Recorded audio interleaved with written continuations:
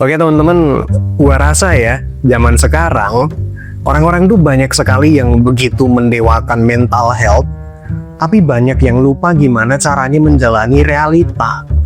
Di satu sisi, kesadaran mental itu kemajuan yang besar sekali teman-teman. Yang dulunya orang-orang yang depresi ini suka dibilang kurang ibadah, sekarang orang-orang mulai berani speak up tentang tekanan hidup, burnout, stres, dan masalah gangguan mental.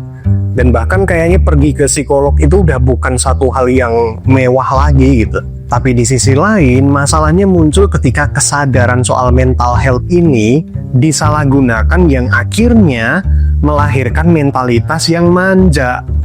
Kata-kata healing yang niat awalnya untuk menyembuhkan diri, pelan-pelan malah dipelintir jadi candu buat kompetisi di story Instagram. Bukan karena butuh ketenangan, tapi cuma karena butuh validasi atas pelarian dari masalah yang dibuat-buat.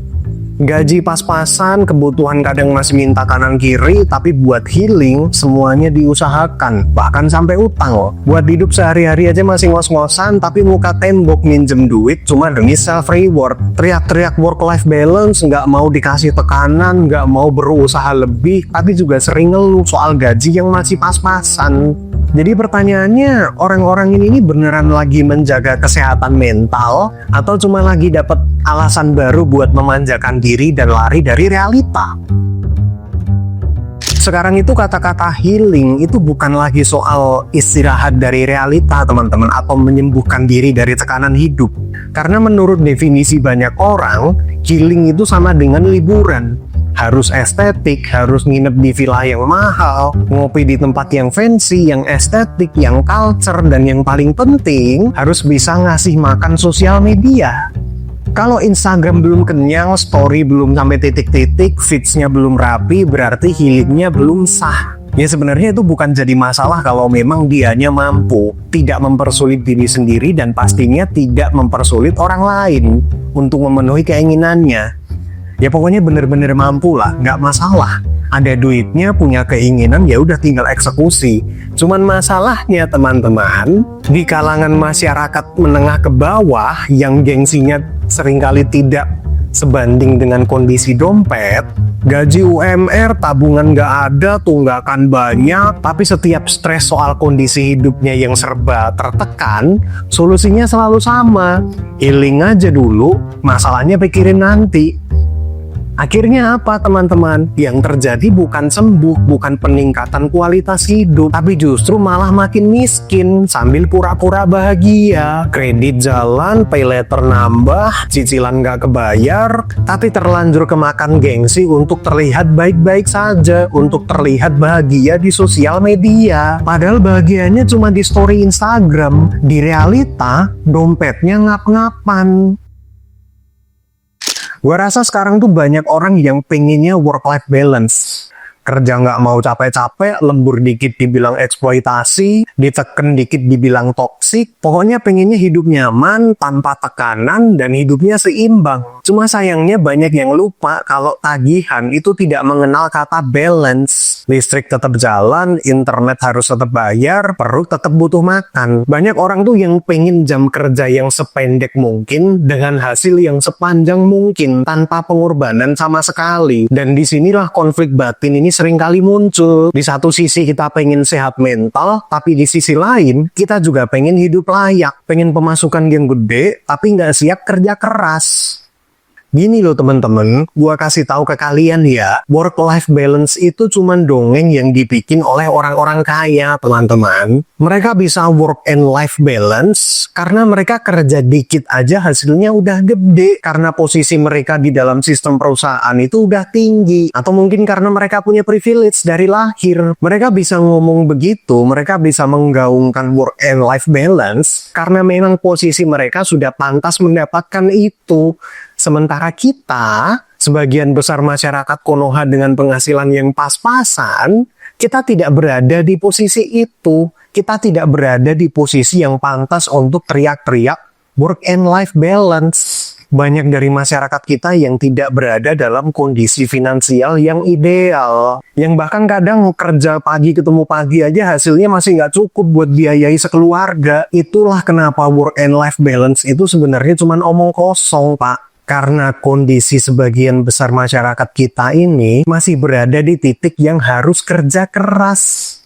Memang nggak menjamin hasil. Kerja keras itu memang tidak menjamin lu mendapatkan uang yang banyak. Ya apalagi nggak kerja keras, apalagi males-malesan, apalagi kerja dikit langsung ngeluh, tambah nggak menjamin lagi. Jadi kalau hidup lu sekarang ini masih serba pas-pasan, gaji UMR, nggak punya tabungan, sering prihatin, sering ngirit-ngirit, sering pinjam duit sana-sini, dan lu masih mengeluhkan akan keterbatasan itu, maka jangan pernah ngomongin work-life balance dulu. Kerja aja dulu, do more, then you will get more. Kalau lu sendiri kerjanya masih hitung-hitungan jam, masih mental manja yang kerja keras dikit aja udah ngeluh, ya udah, jangan komplain dengan apa yang lu punya sekarang. Karena kenyataannya orang-orang yang udah kerja keras aja belum tentu dapat apa yang dia mau. Apalagi mereka yang baru kerja dikit udah teriak-teriak work-life balance. Dan disitulah masalahnya, teman-teman. Banyak orang yang pengennya langsung lompat ke hidup yang layak, seimbang, dan serba kecukupan tanpa mau melewati fase hidup yang capek dan berat.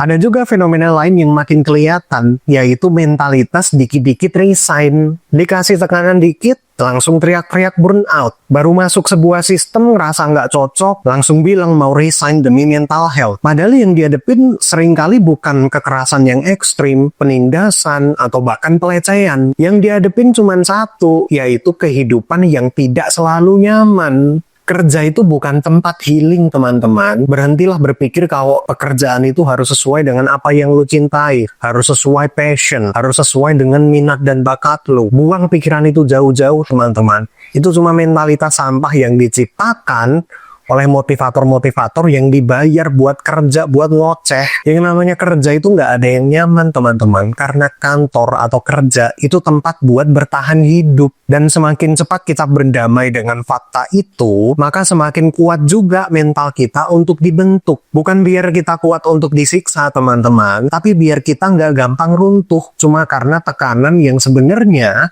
masih dalam batas wajar. Gua tahu mungkin buat kalian yang peduli dengan kesehatan mental, video ini mungkin akan terasa sangat menyerang sekali, sangat kasar sekali. Tapi ya memang itulah realitanya, teman-teman. Dan gue nggak bilang kalau mental health itu nggak penting gitu. Kesehatan mental itu penting, teman-teman, sangat penting. Tapi yang jarang dibahas adalah kemiskinan itu juga pemicu dari berbagai penyakit mental. Stres mikirin utang, cemas mikirin masa depan, overthinking besok makan apa, takut mikirin kalau sakit nggak punya biaya, itu juga gangguan mental. Cuma bedanya, teman-teman, akar dari segala penyakit mental ini, kemiskinan ini nggak bisa disembuhin dengan staycation, healing, atau work-life balance. Ini cuma bisa disembuhin dengan stabilitas hidup, penghasilan yang cukup, dan mental yang tahan banting. Dan realitanya di zaman sekarang, penyakit miskin ini justru seringkali muncul ketika orang-orang tuh terlalu sibuk mikirin mental health, healing pakai pinjol, utang demi self-reward, atau hidupnya kekurangan tapi teriak-teriak work-life balance. Jadi mentalnya rusak bukan karena realita, tapi cuma karena mentalitas yang manja. Kita tuh sekarang hidup di zaman dimana orang-orang terlalu sering bilang jangan maksain diri, tapi lupa untuk bilang coba latih diri lu untuk kuat.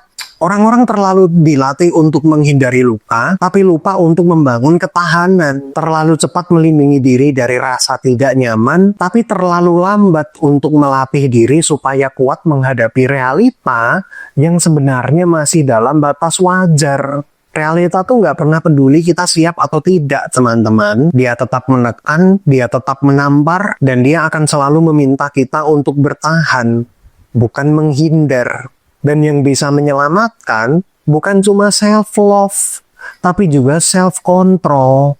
Gua tahu mental health itu penting teman-teman, sangat penting. Tapi yang gua bahas di sini adalah mentalitas yang menggunakan mental health, menggunakan istilah-istilah keren-keren ini hanya untuk pelarian, hanya dijadikan alasan untuk semakin memanjakan diri dan nyalahin sistem. Mental health itu bukan alasan untuk menyerah pada hidup teman-teman, tapi justru harusnya ini jadi alasan buat kita lebih kuat untuk menghadapi realita. Karena kalau tidak, yang kita alami bukan cuma capek mental doang teman-teman, tapi juga miskin di realita. Dan sayangnya, kemiskinan itu nggak bisa sembuh dengan liburan teman-teman, tapi hanya bisa disembuhkan lewat kerja keras yang tepat gitu. Oke teman-teman, mungkin segitu aja dari gua, semoga bermanfaat. Dan kalau kalian udah nonton video ini sampai menit ini, sampai detik ini, sampai bagian ini, ya jangan lupa subscribe gitu. Bantu-bantulah kreator kecil ini untuk bisa keluar dari kemiskinan dan berbagai tekanan mental yang sedang gua rasakan ini. Nggak bercanda. Kalau kalian suka ya subscribe, enggak ya udah terserah, pokoknya monggo lah. Ya, kalian udah klik video ini dan nonton sampai bagian ini pun gua udah seneng kok. Oke, mungkin segitu aja dari gua teman-teman. Sekali lagi semoga bermanfaat dan sampai ketemu di video selanjutnya. See ya.